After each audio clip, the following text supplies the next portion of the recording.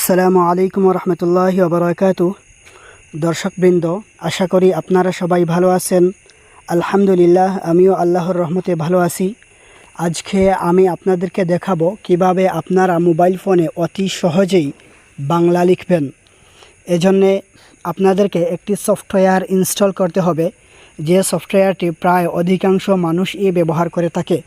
এই সফটওয়্যারটি ইনস্টল করার জন্যে আমরা চলে যাব আমাদের ফোনে প্লে স্টোরে। আমি চলে গেলাম প্লে স্টোরে যাওয়ার পর আপনি সার্চ আইকনে ক্লিক করবেন।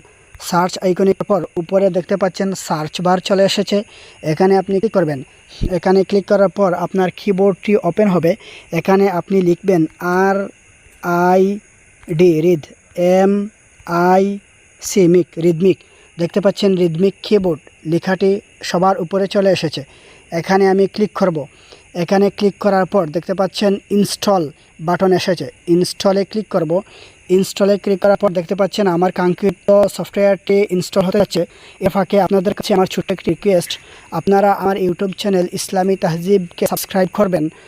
আর পরবর্তীতে আমি রিদমিক কিবোর্ড দিয়ে কিভাবে আপনারা আরবি লিখবেন, আরবি লেখার জন্য আলাদা কোনো সফটওয়্যার ইনস্টল করতে হবে না, এই প্রসেসটি আমি পরবর্তী ভিডিওতে আপনাদেরকে দেখাবো। সেই ভিডিওটি দেখার আমন্ত্রণ। এবং আপনাদের সামনে এই রিদমিক কিবোর্ড সফটওয়্যারটি ইনস্টল হয়ে গেছে।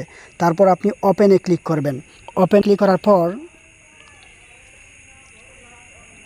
করার পর আপনি দেখতে পাবেন আমাদের এখানে দেখাচ্ছে কিবোর্ড সুইচ করুন। এখানে ক্লিক করবেন। এখানে ক্লিক করার পর দেখতে পাচ্ছেন নিচে রিদমিক কিবোর্ড অপশনের ডান পাশে একটি গোলাকার চিহ্ন আছে, এইটাতে আপনি ক্লিক করবেন। ক্লিক করার পর আমাদের সামনে কিন্তু তিনটা অপশন চলে এসেছে। এখান থেকে আমরা প্রথমে অভ্রটা অফ করব, তারপর জাতীয় অন করব, তারপর প্রবাদ অফ করব। মানে টোটালি আমরা জাতীয়টা শুধুমাত্র অন রাখব এবং অভ্র এবং প্রবাদ এই দুইটাকে আমরা অফ করে দিব। আপনি চাইলে অভ্রটাকে অন রাখতে পারেন।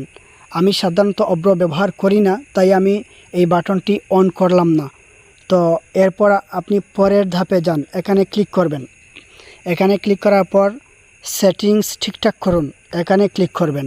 এখানে ক্লিক করার পর নম্বর সারি যুক্ত করুন। এটা দেখুন, বাটন অন করলে নাম্বার সারি যুক্ত হলো। আমি আর যুক্ত করছি না। পরের ধাপে যান, এখানে ক্লিক করবেন। তারপর সম্প্রসারিত, মানে কিবোর্ডটা একটু মোটা দেখাবে। এখন আমি যদি এই বাটনটি অফ করে দেই, দেখতে পাচ্ছেন আকারে ছোটো হয়ে গেছে কিবোর্ডটি। তো আমি চাচ্ছি যে এটা বড়ই থাক, সম্প্রসারিত বাটনটি অন করে দিলাম। তারপর পরের ধাপে যান, এখানে ক্লিক করবেন। এরপর অতিরিক্ত বাটন ব্যবহার করুন।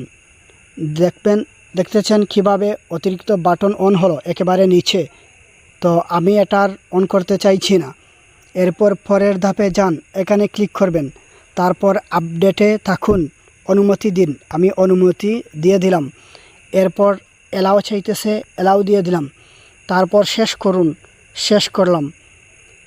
এবার দেখেন, আমরা ট্রাই করি যে আমাদের বাংলা লেখা সফল কি না।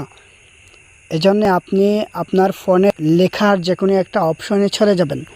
গিয়ে আমি হোয়াটসঅ্যাপে প্রবেশ করলাম।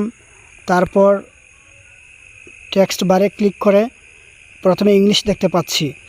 এখন আমি একটু স্ক্রল করলাম। এখন দেখতে পাচ্ছেন আমার সামনে বাংলা চলে এসেছে। এবার আপনি ইচ্ছামতো বাংলা লিখতে পারবেন। তো এই ছিল আজকের ভিডিও। আশা করি আপনারা আজকের ভিডিওটি ভালো মতো বুঝতে পেরেছেন। আজকের মতো এ পর্যন্তই। ভালো থাকুন, সুস্থ থাকুন। আল্লাহ হাফিজ। আসসালামু আলাইকুম রহমতুল্লাহি ওয়া বারাকাতুহু।